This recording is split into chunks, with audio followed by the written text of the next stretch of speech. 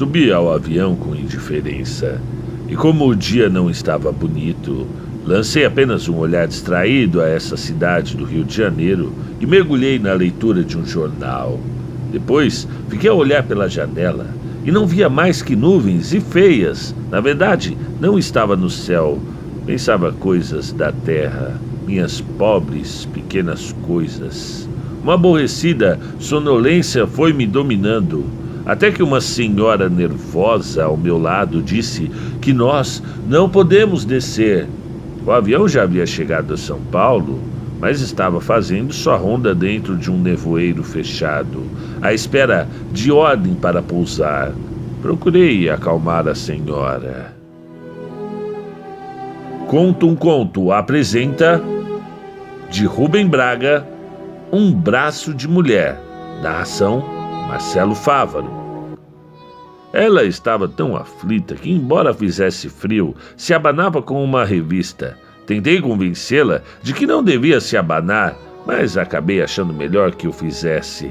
Ela precisava fazer alguma coisa, e a única providência que aparentemente podia tomar naquele momento de medo era se abanar. Ofereci-lhe o meu jornal dobrado no lugar da revista, e ficou muito grata, como se acreditasse que, produzindo mais vento, adquirisse maior eficiência na sua leitura contra a morte. Gastei cerca de meia hora com a aflição daquela senhora. Notando que uma sua amiga estava em outra poltrona, ofereci-me para trocar de lugar e ela aceitou, mas esperei inutilmente que recolhesse as pernas para que eu pudesse sair do meu lugar junto à janela.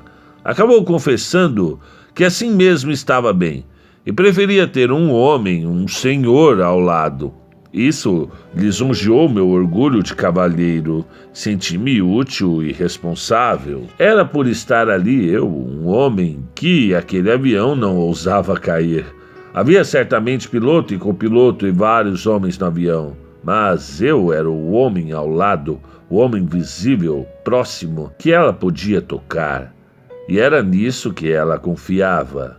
Nesse ser de casimira grossa, de gravata, de bigode, a cujo braço acabou se agarrando.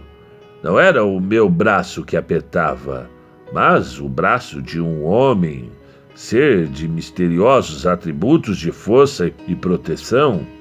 Chamei a aeromoça, que tentou acalmar a senhora com biscoitos, chiclés, cafezinho, palavras de conforto, mão no ombro, algodão nos ouvidos e uma voz suave e firme que às vezes continha uma leve repreensão e às vezes se entremeava de um sorriso que, sem dúvida, faz parte do regulamento da aeronáutica civil, o chamado sorriso para ocasiões de teto baixo.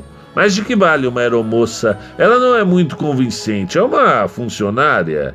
A senhora, evidentemente, considerava uma espécie de cúmplice do avião e da empresa e, no fundo, pelo ressentimento com que reagia às suas palavras, responsável por aquele nevoeiro perigoso. A moça em uniforme estava, sem dúvida, lhe escondendo a verdade e dizendo palavras hipócritas para que ela se deixasse matar sem reagir. A única pessoa de confiança era, evidentemente, eu. E aquela senhora, que no aeroporto tinha certo ar desdenhoso e solene, disse suas malcriações para a aeromoça e se agarrou definitivamente em mim. Animei-me então a pôr a minha mão direita sobre a sua mão, que me apertava o braço. Esse gesto de carinho protetor teve um efeito completo. Ela deu um profundo suspiro de alívio, cerrou os olhos, pendeu a cabeça ligeiramente para o meu lado e ficou imóvel, quieta.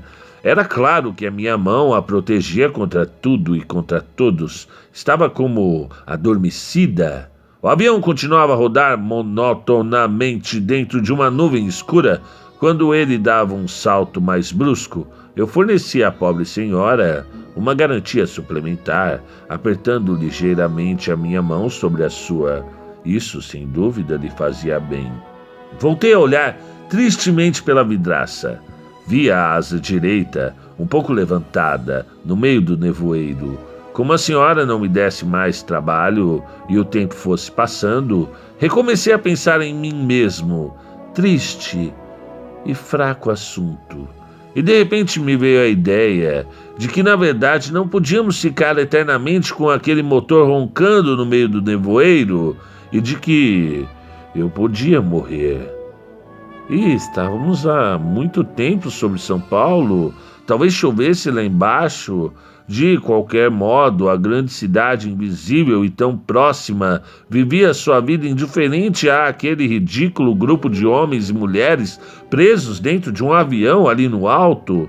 Pensei em São Paulo e no rapaz de 20 anos que chegou com 30.000 réis no bolso uma noite e saiu andando pelo antigo viaduto do Chá, sem conhecer uma só pessoa na cidade estranha. Nem aquele velho viaduto existe mais, e o aventuroso rapaz de 20 anos, calado e lírico, é um triste senhor que olha o nevoeiro e pensa na morte.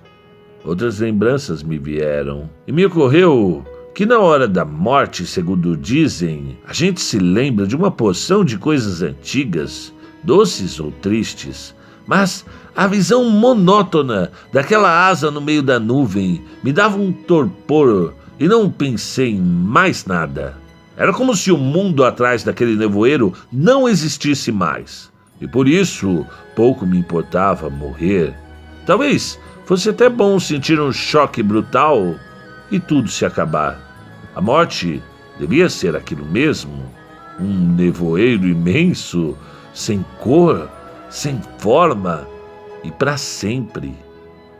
Senti prazer em pensar que agora não haveria mais nada, que não seria mais preciso sentir, nem reagir, nem providenciar, nem me torturar, que todas as coisas e criaturas que tinham poder sobre mim e mandavam na minha alegria ou na minha aflição haviam se apagado e dissolvido naquele mundo de nevoeiro. A senhora sobressaltou-se de repente e, muito aflita, começou a me fazer perguntas. O avião estava descendo mais e mais e, entretanto, não se conseguia enxergar coisa alguma. O motor parecia estar com um som diferente. Podia ser aquele o último e desesperado tredo ronco do minuto antes de morrer arrebentado e retorcido.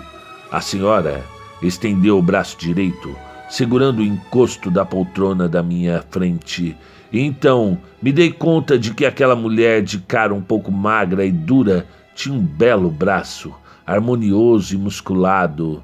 Fiquei a olhá-lo devagar, desde o ombro forte e suave até as mãos de dedos longos, e me veio uma saudade extraordinária da terra, da beleza humana, da empolgante e longa tonteira do amor. Eu não queria mais morrer, e a ideia de morte me pareceu tão errada, tão feia, tão absurda, que me sobressaltei. A morte era uma coisa cinzenta, escura, sem a graça, sem a delicadeza e o calor, a força macia de um braço ou de uma coxa, a suave radiação da pele de um corpo de mulher moça. Mãos, cabelos, corpo, músculos, seios, extraordinário milagre de coisas suaves e sensíveis, tépidas, feitas para serem infinitamente amadas.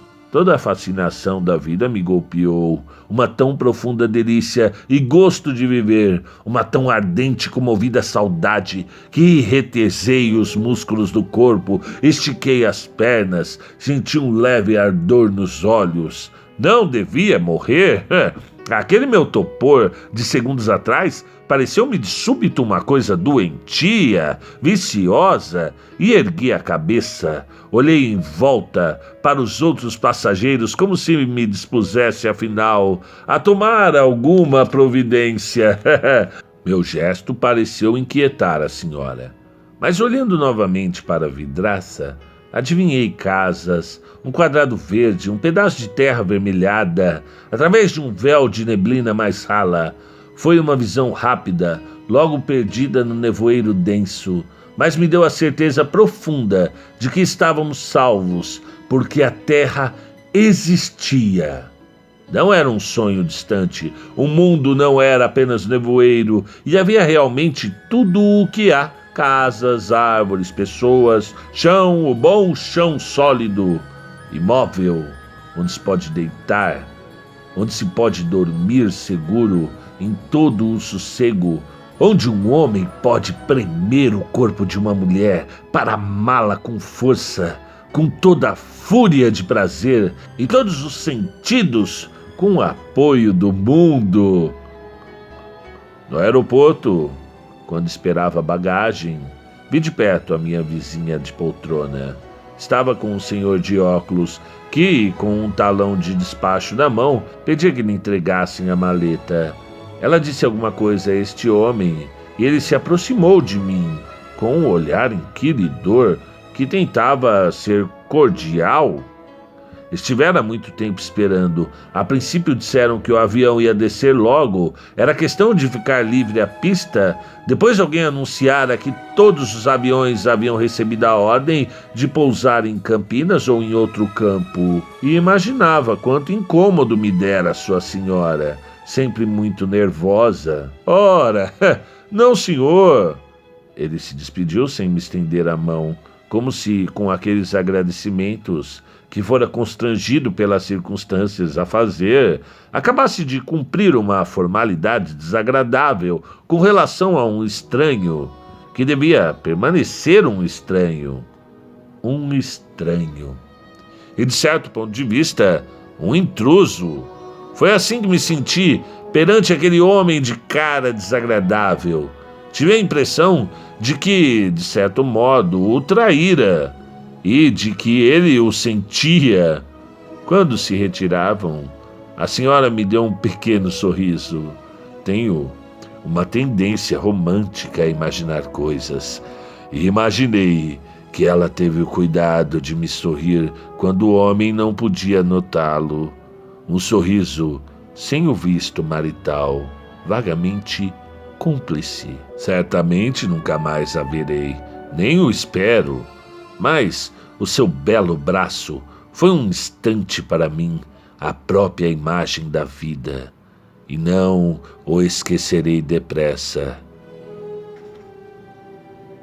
Um braço de mulher, do meu querido amigo Rubem Braga.